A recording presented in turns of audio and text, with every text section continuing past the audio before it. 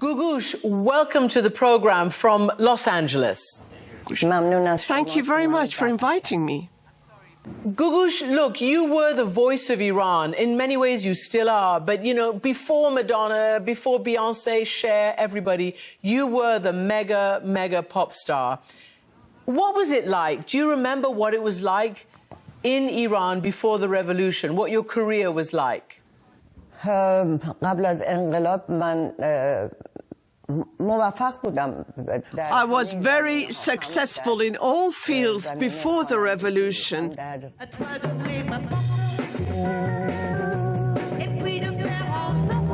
به عنوان یک خواننده جوان و تینیجر I was a teenager and I was a young singer, and as such I managed to introduce another style of a singer, and I became known as a pop singer. And before me, there weren't pop singers as such, not the way I performed. Because not only I sang, but I acted at the same time. I also danced while I was singing. به همین دلیل این سبک از خوندن That's why that style of performance نسل جوان as mine, especially among the young generation of the time, موفق شد.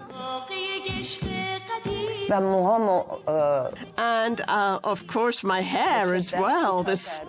I cut my hair very short. So I was a trendsetter and the young people loved it. And everyone, especially women, the women followed suit and they all went for Gogoosh haircut. So Gogoosh, it seems like an age away, like a century away, when you look at what's happening in Iran right now, when you look at how, you know, hair has to be covered with the mandatory hijab, how women are not allowed to sing and dance and perform in public. Before I ask you to comment on what's happening, what was it like for you when all of that changed overnight in 1979 and you were silenced by the regime? You could not perform in the Islamic Republic? It was very painful. It was painful not just for me, but it was painful for all female singers in Iran. They all suffered the same fate as me. They were banned from singing.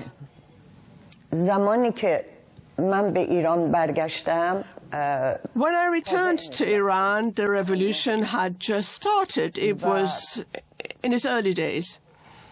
And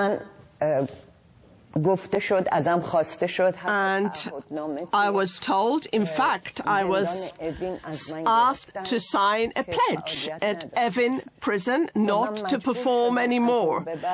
And since then, I was forced to forget I was Gogoosh, and I transformed into an ordinary woman, and I was mainly at home.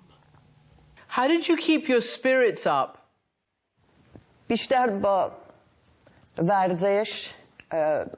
Mainly through sports, reading. I read a lot of books in all fields. سعی کردم که با خودم کنار بیام. چاره‌ای نداشتم. And I tried my best to come to terms with the situation. I had no other choice. I had to survive. When you talk like this about what you lived through and the pain that's, you know, I think I can see on your face and in your eyes, what do you think of the women there now and the young girls who are defying this idea of being silenced and of being disappeared, being denied their womanhood? I'm proud of them. And I wish and I hope, in fact, I am certain زنان مملکتم that the women in my country will ultimately achieve the freedoms that it's their inherent right. I know that you are going to record a piece of music this weekend to support the women and the young girls. So you're going to record it in the same place where they recorded We Are the World.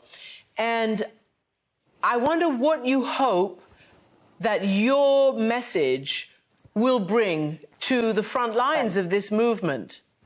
این شعر و اجرای چند نفر هنرمند خانم این پیام رو میده که with the help of several other female musicians, will give the message that the Iranian women will succeed in bringing their wishes into fruition.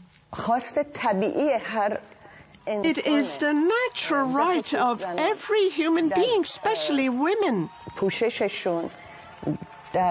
to wear whatever they want, to live the way they want, to be free, to say what they want to say, to be able to protest.